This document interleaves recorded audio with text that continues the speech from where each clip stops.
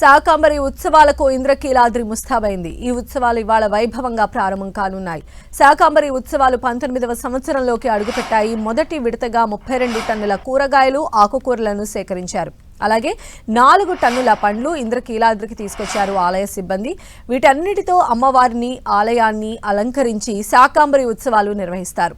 ఆలయ సిబ్బంది, సేవకులు ఉత్సవాల ఏర్పాట్లలో నిమగ్నమయ్యారు. కాయగూరలతో దండలను అల్లుతూ ఆలయాన్ని సుందరంగా తీర్చిదిద్దుతున్నారు. మార్కెట్లలో కూరగాయల కొరత ఉన్నా ఆలయ సిబ్బంది రైతుల నుంచి సేకరించి శాకంబరి ఉత్సవాల నిర్వహణకు తీసుకొస్తూ ఉన్నారు. ఇప్పటికే 32 టన్నులు వచ్చాయి. మరిన్ని కూరగాయలు కూడా రానున్నాయని ఆలయ అధికారులు చెబుతున్నారు. ఇక వర్షాలు కురిసి పాడి పంటలు సమృద్ధిగా పండాలని ఏటా ఉత్సవాలు చేస్తూ ఉన్నారు. ఈ ఉత్సవాలు ప్రస్తుతం 19వ వసంతంలోకి చేరుకున్నాయి. శాకంబరి ఉత్సవాలపై మరింత సమాచారం మా ప్రతినిధి దుర్గా అందిస్తారు.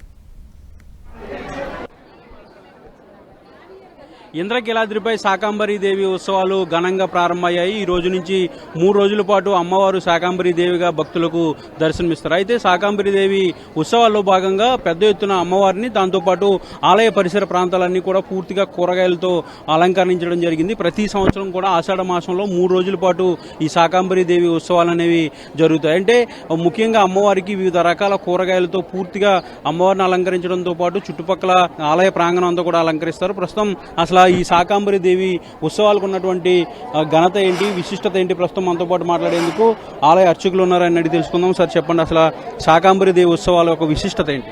అమ్మవారు దుర్గమాసుర సంహారం కోసం ఈ మాసంలో ఆమె ఆవిర్భవించినందువల్ల ఈ ఆషాఢ మాసంలో పూర్ణిమ వరకు కూడా 3 రోజులు ఈ దివ్యమైనటువంటి ఉత్సవాలు చేయడం అనేటువంటిది జరుగుతూ ఉన్నది.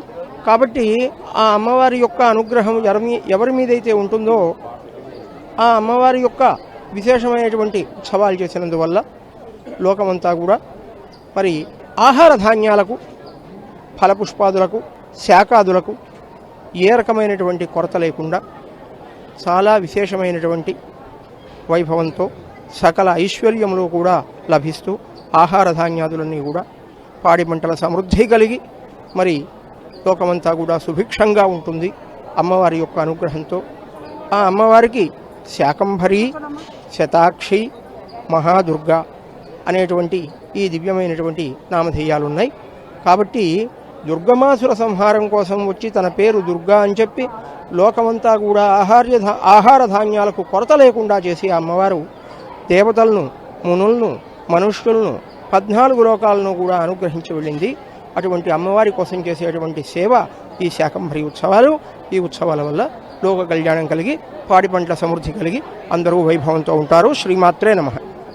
అంటే ఇది మొత్తం అంటే ముఖ్యంగా అమ్మవారి విశిష్టత అనేది మనకి చెప్తున్నారు. అంటే 3 రోజుల పాటు ఈ ఉత్సవాలు అనేవి జరుగుతాయి. సుదూర ప్రాంతాల నుంచి భక్తులు అమ్మవారిని 3 రోజులు దర్శించుకునేందుకు వస్తున్నారు. ఇక్కడ ఈ రోజు అయితే 3 రోజుల పాటు భక్తులకు కదంబం ప్రసాదాన్ని ఆలయ అధికారులు ఇస్తూ ఉంటారు. విశిష్టత అనేది కదంబం అనేది చాలా విశిష్టతతో కూడుకున్నదంటూ కూడా భక్తులు విశ్వసిస్తుంటారు. ప్రస్తుతం చాలా మంది సుదూర ప్రాంతాల నుంచి వీళ్ళంతా కూడా రావడం జరిగింది.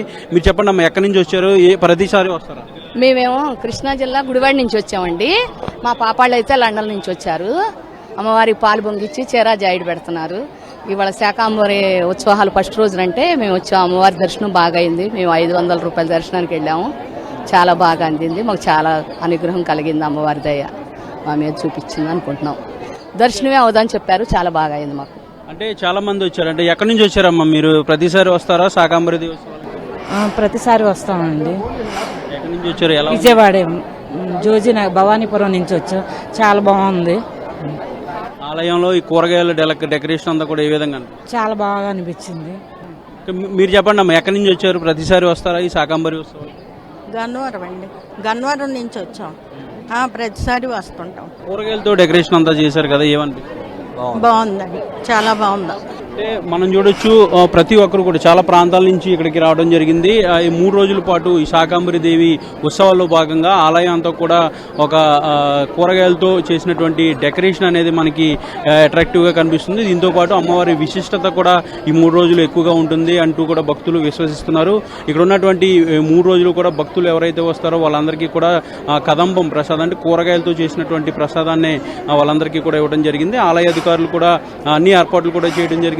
సుదూర ప్రాంతాల నుంచి పెద్ద ఎత్తున భక్తులు ఈ 3 రోజుల పాటు వస్తారు. ముఖ్యంగా ఆషాఢ మాసం కూడా కాబట్టి మహిళలు పెద్ద ఎత్తున వస్తారు కాబట్టి వాళ్ళందరికీ కూడా ఎలాంటి ఇబ్బంది లేకుండా అన్ని ఏర్పాట్లు కూడా చేయడం జరిగింది. కెమెరా పర్సన్ అధికారితో దుర్గానాయుడు, 10 టీవీ, ఇంద్రకీలాద్రి నుండి.